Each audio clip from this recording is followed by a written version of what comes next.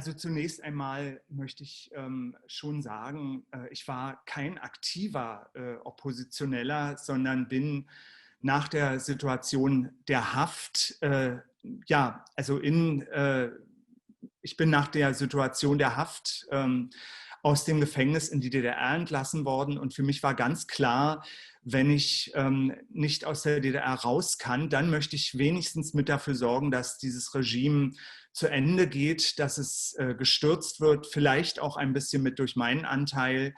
Und ich habe mir dann eben sehr schnell überlegt, was kann ich tun? Jede kleinste Verfehlung bei Rot über die Ampel auf der Straße gehen, schwarz fahren in der S-Bahn, hätte mich sofort wieder ins Gefängnis gebracht. Also einerseits wurde ich der bravste DDR-Bürger, den man sich vorstellen kann. Andererseits habe ich dann eben wirklich an Veranstaltungen der evangelischen Kirche, gerade im Berlin-Prenzlauer Berg, teilgenommen. Und das waren tolle Liederabende, das waren Diskussionsveranstaltungen, auch unter anderem der Umweltbewegung, der Friedensbewegung.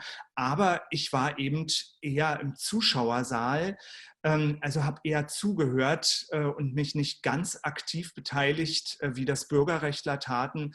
Das möchte ich eben auch nochmal sehr stark betonen.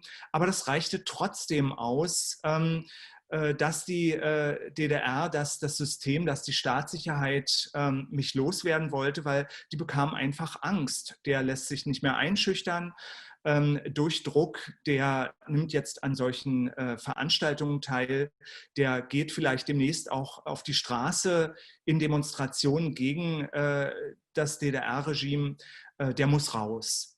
Und das war dann Grund genug, spätestens auch nach einem Protestbrief über die Situation in der DDR, über meine persönliche Situation an Erich Honecker, den ich dann schrieb, wo die Staatssicherheit reagierte und mich dann in der Nacht vom 7. zum 8. März 1988 aus der DDR ausgewiesen hat.